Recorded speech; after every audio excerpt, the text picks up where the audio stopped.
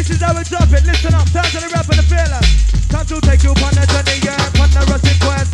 Listen, DJ rap alongside the fearless. To the north, to the south, to the east, to the west. To all the rainbows in the place, to all the bushes, all the time. Hello, welcome to Raw, the 90s Rave Podcast. This is part 2 of the DJ rap interview. I'm sitting here alongside the Rave royalty. Part 1 was fascinating. I've got no doubt that this is going to be equally interesting and robust. I've enjoyed that first part. Rap, I want to talk a little bit about your production now, because we've talked about your DJing, we've talked about your early years in the rave. A few people have asked this question actually, and it's a question I ask all DJs from the 90s rave scene, because there was a split in the music, and it went from and it did go down drum and bass and jungle and happy hardcore. You were all hardcore DJs initially. What was it that made you decide, I'm going to go down the jungle route? Well, initially I was a house DJ, because hardcore wasn't a thing then. Of course. So, but in the 90s, it became turned into hardcore. well, that was because of Mr. Kirk's nightmare. That whole thing when I went up north, that's what happened. It all changed. So I just, I don't think it was a conscious decision to switch. Jungle wasn't around then. So it was just like a natural progression of the tunes. And people like myself were always trying to jump on what the new thing was. And, as it progressed from acid house, from sort of, that kind of thing, Todd Terry sort of music and Dave Angel's productions and things like that. And, to tunes like Meltdown and Richie Rich and all that stuff.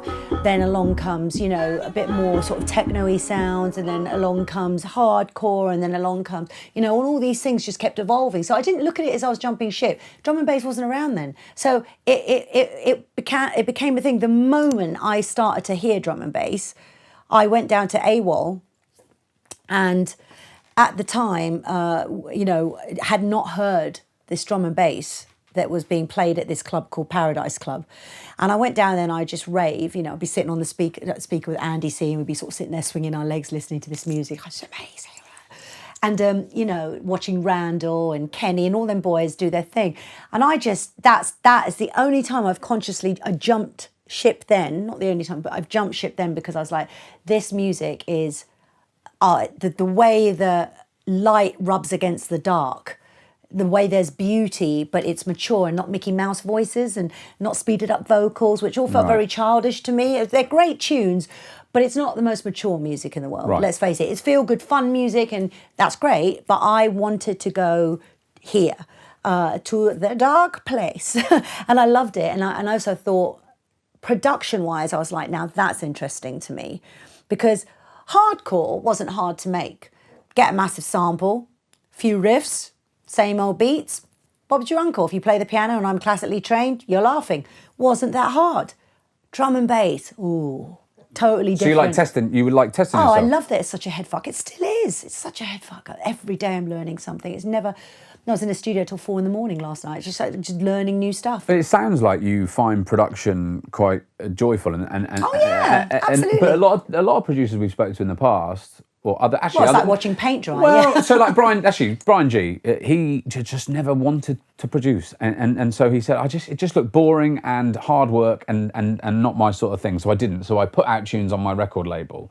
Why? And thank God he did. We love V. Of course, but what was it about you that separated you from, say, a Brian G who just hated that stuff? Let's talk about why I wanted to do production, because I knew that I couldn't do that and be taken seriously with the guys if I was just resting on my DJ skills, right? So I knew full well that I would have to be as good as them, at the very least, and make a bunch of hit records. And I knew it would have to be amazing DJ. And I just knew that's what it took, because I was watching my peers. That's what it took for them. So yeah, when you look at Ronnie Size, when you look at all these guys and you look at everybody that's doing their thing, I knew I couldn't just DJ. If I wanted to be taken seriously as an artist and a producer, I would have to be producing. And you made some great hardcore tunes, but I think Spiritual Aura would be the first major jungle tune that you created. Was that the sort of announcement that you were... Yeah. That you were there as a jungle producer, you were a top... Not swan song. What's the opposite of a swan song? When you're introed. I don't know. Yeah. That was because of AWOL. I went to AWOL and I was watching everything that everyone was playing and absorbing it like a sponge. And I just thought that, God, I really want one of my records up there. I really want to be playing up there. But I didn't think it was going to happen because one, I was a hardcore DJ, so I knew I had a long way to go before I could do that. And, when I made that record, I thought, well, if I'm not going to be up there, the next best thing is to get a record where everybody starts with it. Right. So they have to start their sets with my tune. So I wanted to make a tune that wasn't easily... Great idea. That's really smart. Thank you. Yeah. I didn't want to make something that, was easily mixable. I wanted to make a tune that commanded your attention from the get-go.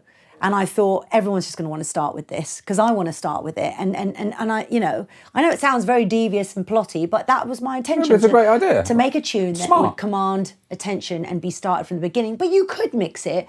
But really, if you mixed it, you're a bit of a dick because the beginning bit was the best bit. Although you could mix from the start of the tune. No, you can, but what I mean is, why would you? You're right. That bit was so recognisable that most people, even if you mix it for a second, they let that string happen. It's a wonderful tune, and we've been asking for listener questions, and Blackshaw asks, and I think I know the answer to this, given your classical piano background, who played the intro of Spiritual Aura, because it's the best piece of synth work in any drum and bass or jungle tune ever. Thank you. I will take credit for that. Was it you? It was me. Of course it was. Actually, to be fair, poor Aston. When, Aston did the cool bits of the record, like the Get Raw sample, the mixing and the mastering and putting in the right snares and things like that. But the bass line, the strings, the head, the tail, I remember him not liking it very much. He was like, that bass line. He was wrong. Rubbish. Well, he sort of didn't really like the bass line. He thought it was too simple. Wish it was simple, but I was just like, dong, dong, dong, dong. They are done. Did you know when you'd made it, as soon as you'd made it, that it was going to be a big record? I was very high the night before. I had come back. There's a theme here. I'd come back from Elevate. I made my best records high the next day. Well, actually, that's not true because I think Roller Coaster and what I've just made is probably the best record I've made for a long time. Probably on a par with Spiritual Aura. And were you high before that as well? Huh? Were you high before Roller Coaster as well? No, I don't. I haven't done drugs for 15 years. Okay. Yeah. I don't do any of that anymore. I like to drink now and then, but I don't do music drunk, and I'm completely clear and present. I think that's very, very important for me. But I forgot what I was saying now. But that record, I'd gone out, got partied, come back, and so I was still feeling the remnants of the buzz. And I remember feeling like God had literally had a conversation with me. I felt very close. That's why I called it Spiritual Aura. And is it the best song that you've ever released? I think it's the best drum and bass track, but there are other songs that I think are better, but they're not necessarily in this genre. I mean, Learning Curve was, a record that people are sort of trying to make that kind of thing. Now it's acceptable to mix genres, but it was a complete synthesis of styles. So for me, Learning Curve was the best record I ever made, and the songs on there, because it was pop electronica. Well, that was a question from Kev Thomas Wilkinson, and DJ Bagpuss asks, what's the tune that Rap wishes that she'd made but didn't? Oh, that's a great question. It's a shame that the best question has come from somebody else. Gosh, so many. I wish I had done... oh, God, there's so many tunes. But Music, Bookham's Atlantis, and, different tunes like that. There's so many, right? I mean, God, I can't even think.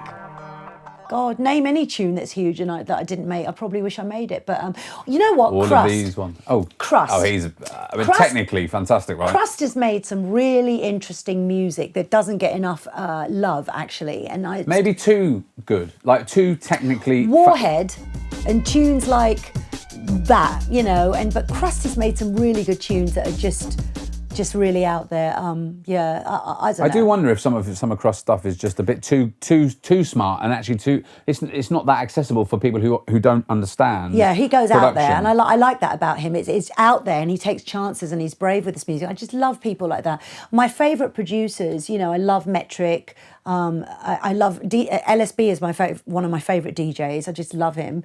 Just such a phenomenal craftsman, and his music is just beautiful. So yeah, I mean, there's too many tunes to mention, but... And after Intelligence, you signed for Sony, of course, a massive major, and you were criticised, while Groove Rider, who'd also signed... To the same label. Yeah, didn't get criticised. I think that, one, I got the major record deal, part of it, because Higher Ground was wasn't Sony. It was part of it, but it was an umbrella label under that. And then I'm the one that got all the attention, but I made a pop record. But you said you felt burned out and it was incredibly draining and relentless. Was there any regrets now of signing for that, or was it just a fantastic experience? Not at all. I don't regret that. Sony were good to me. When I say I had a tough time, it wasn't in the sense I had a tough time, it was horrible, oh God, I hate my life. It wasn't like that. But it was constant on the road, no respite.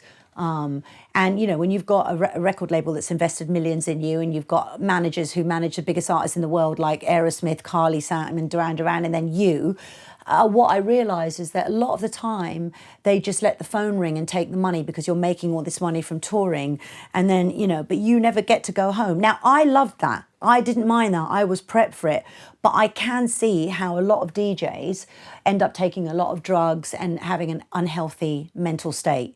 I was born to tour because I'd been predisposed to it from my hotel life beforehand. So to me, it was a home away from home. I loved it. That's why I didn't have a boyfriend for so many years, and I was just single all the time because I was just like happy doing my thing. Besides, no one would have got any attention from me. And you wrote Learning Curve in '97. Someone on YouTube said that you were better than Madonna at the time. I don't know if you've ever read that comment, but that's Rolling Stone said that. Oh, is that right? They said it was the record that Madonna wanted to make and gave me 4.5 stars. Oh, fantastic. Well done. Have you got that framed up anyway? I mean, you probably should. Oh, you definitely should. I've got it in a press book, but it's like there are pivotal moments captured here. Bad girl, for obvious reasons, selling gold records and writing for other people, which is what I do, and that cover. But I don't really think an artist should. What's that expression? That an artist, you can tell an artist from a manager because a manager has real art on the walls and an artist has pictures of themselves. Right. Yeah, that's probably true. Yeah. And how do you think those tunes stand up now, 23 years on? I think they're still amazing, in the sense that, you know, when you listen to the production of them, the vocal production's a bit like, but the vibe, it's all about the vibe, you know? So, yeah, I think the production was probably 10 years ahead of... In many ways, it sounded like you were an EDM star before EDM existed. Do you think, in a way, you were too early in what you were doing? Do you know what? If I had a penny for every time someone said that to me, it's like, if I had made Learning Curve 10 years later...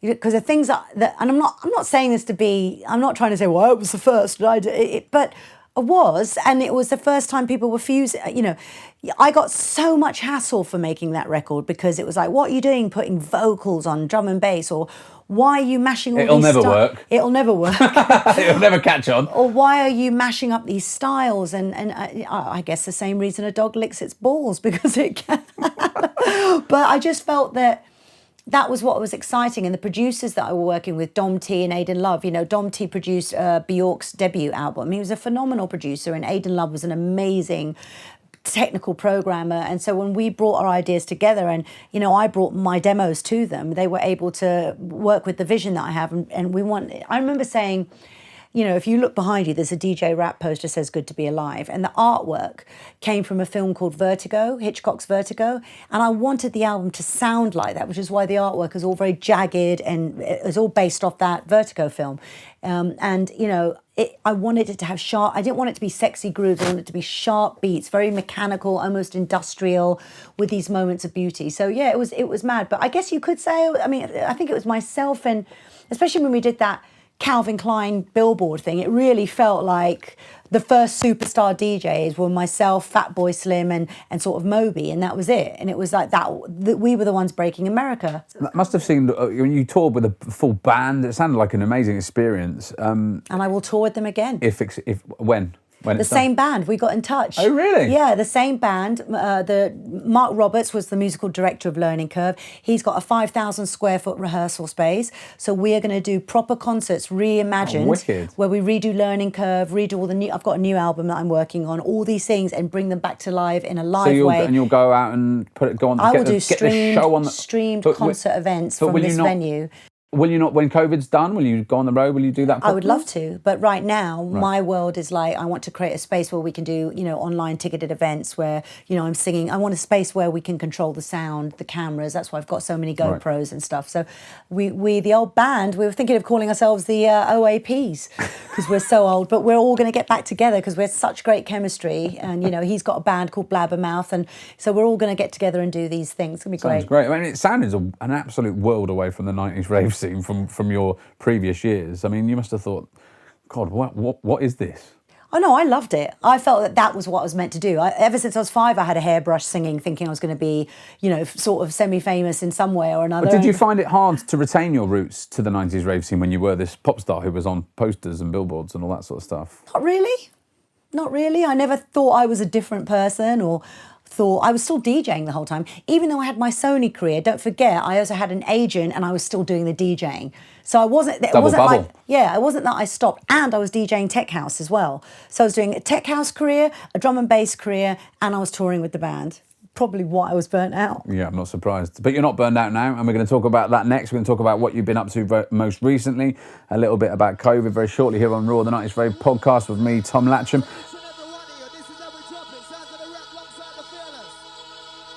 Well, we hope you're enjoying this episode of Raw. There's plenty more where that came from, but now it's time to ask for your help.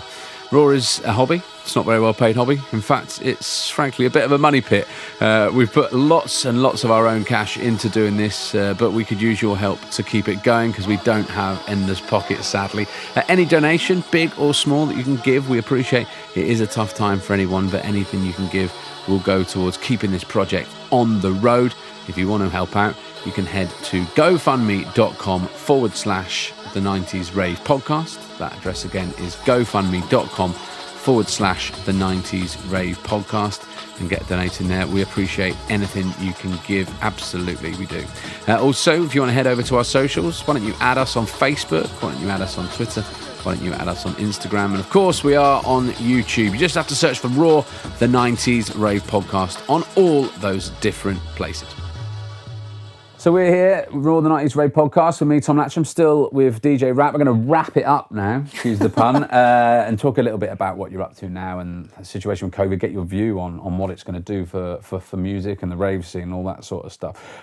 It's been a tough time for everybody, and you have it yourself in your book told about how you've tried to end your life on a couple of occasions. You've had battles with mental health problems. How are you now? That's not a funny question. Sorry, I just went so serious, and I was like, "Well, I'm very much alive, so obviously I'm doing better." But you are alive. But that doesn't mean, people. It's been a tough time. I myself have struggled through coronavirus. It's a great question. I'm just teasing you, but I'll tell you what changed. I found God. I'm going to say that. Is that right? That helped me a lot. Okay. In what way do you church going? I started to go to church. I don't like organised religion. I'm going to say that. So I found God and then found Him personally and decided that was the way to go. But I did spend a lot of time going to church. I cleaned up my act. I stopped doing drugs. I eat clean. I train all the time. I'm an avid trainer. I'm in the best shape of my life. I believe exercise, clean food, and surrounding yourself with the right people is all you need to fix your problems, and that is what happened. I found God. I found people that were prepared to help me. People gave me loans, helped me out with food, money. I found better friends. I got rid of the crowd that were hanging on, leeching on me. I estranged myself from my family, and because anything that brought me negative vibes and didn't do well, I was just like, that's it, it's time. Dead wood, you're gone. So. And did that help you when COVID came about and the lockdown and you're not allowed to go out? I am very good at being in a room on my own because I've spent my life doing that as a touring artist.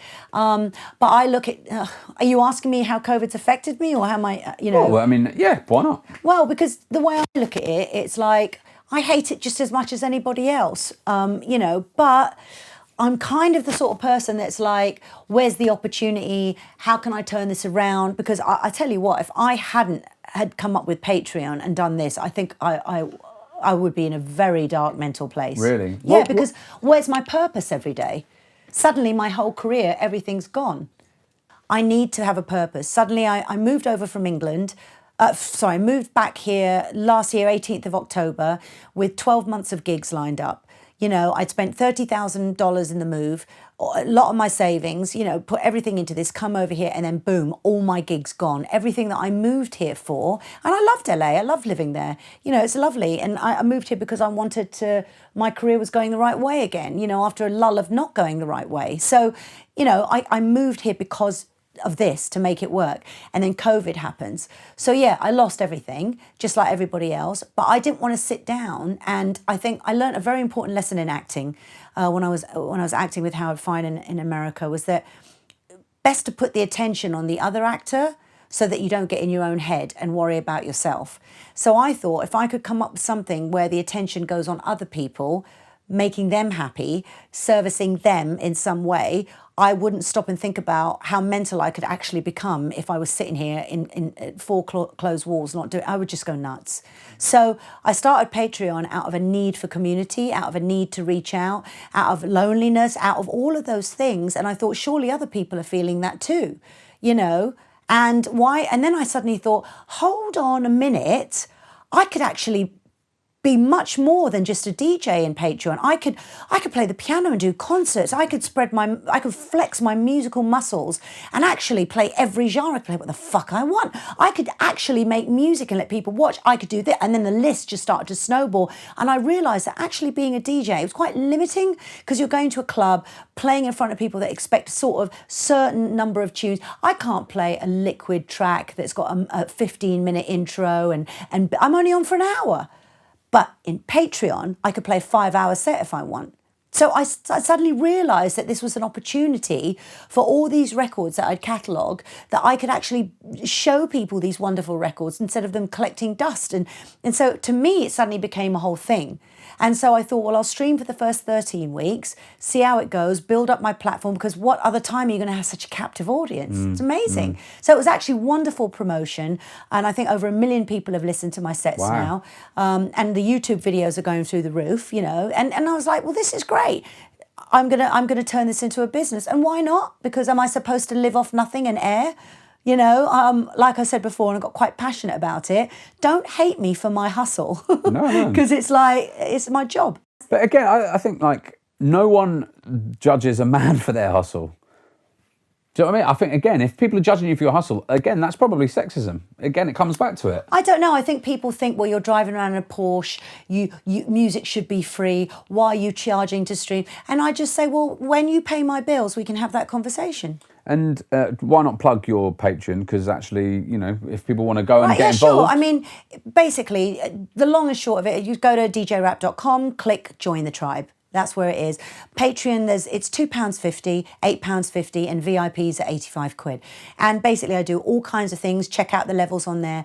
But the things that you don't see is the best part, like the us getting together, the amount of times I'm on the phone with fans, speaking to them. You know, if people have a problem, I'll call someone and we'll speak. And it's much more personal than what you can put on a website.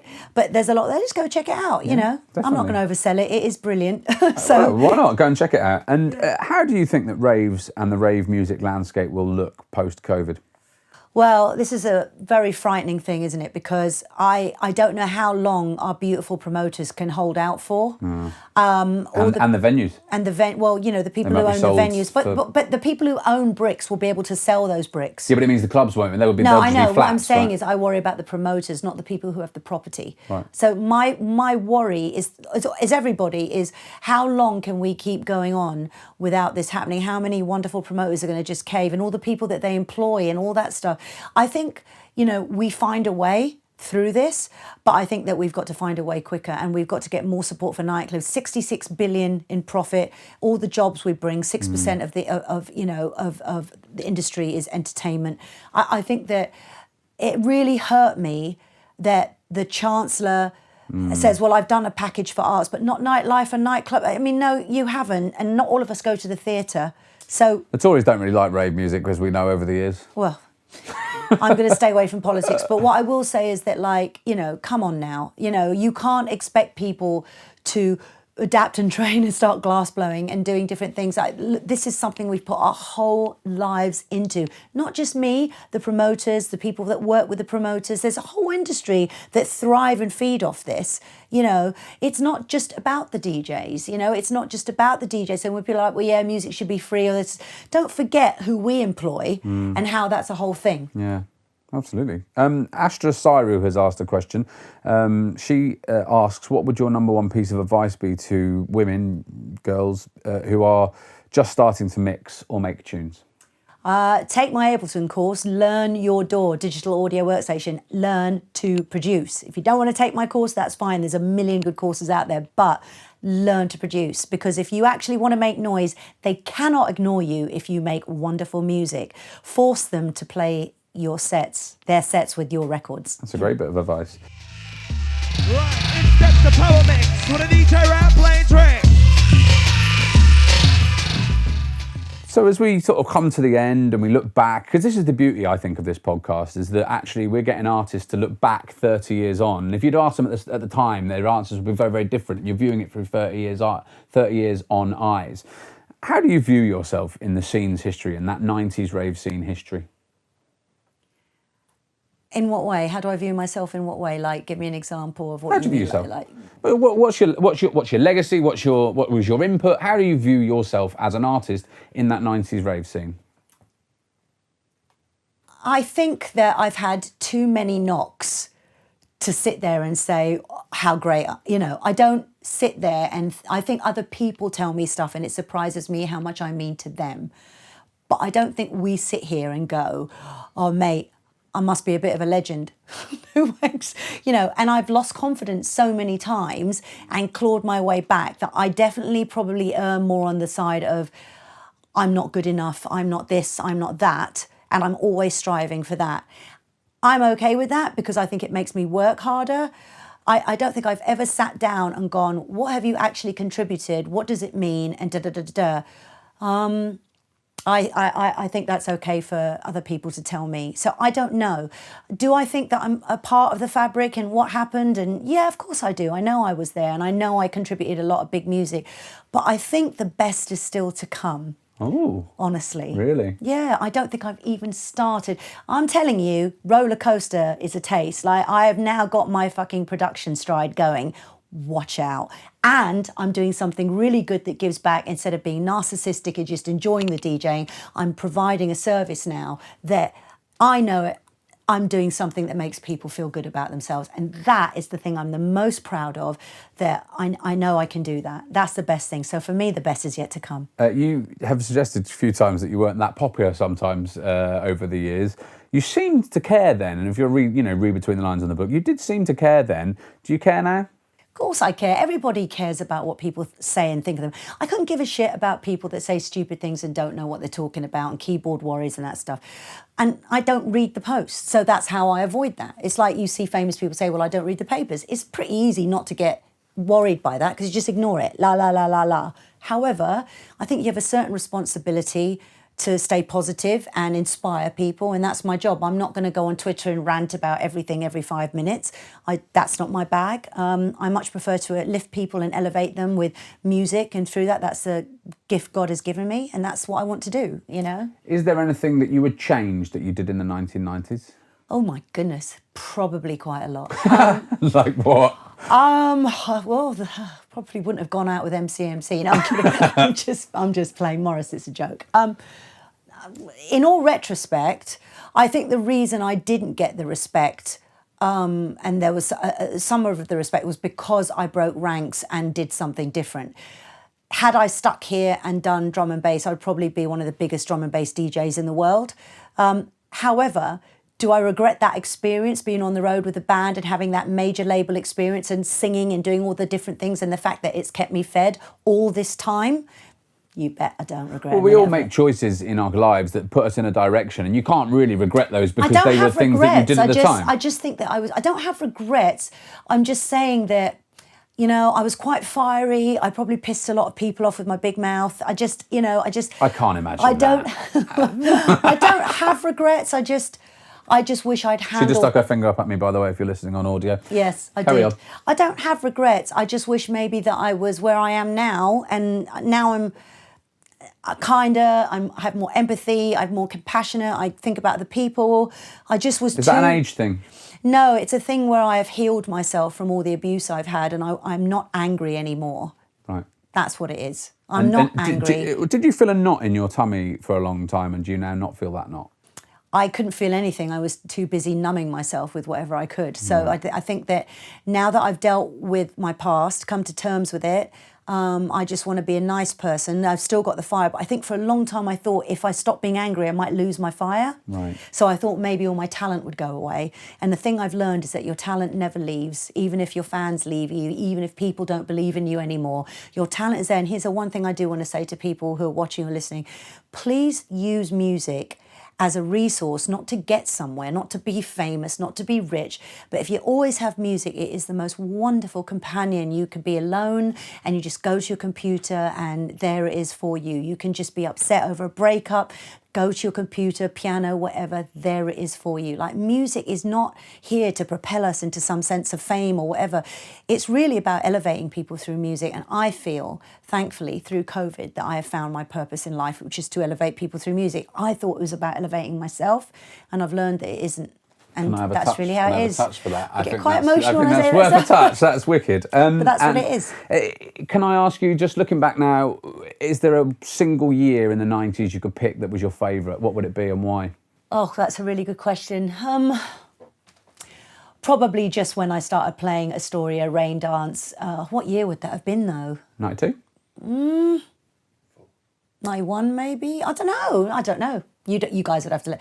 Do you know what? I honestly don't know, because all the years were good. Like 88 to 90 were all just raving, amazing, like, you know, and I kept raving all the way through, obviously. It was all good. I find it hard because I think of Paradise Club and I think of how amazing that was in those times. I think of the Rain Dance era and how amazing that all was. And I think of the before that, before I was DJing. So for me, it was all bloody good. Do you know what I mean? Then the Sony years was amazing. So I did have, I would say, at least a good 20 years of just absolute bliss, then mixed with like 15 years of shit and hell after that, all collapsed, you know. And then now it's good again. I don't know, yeah. It goes in waves.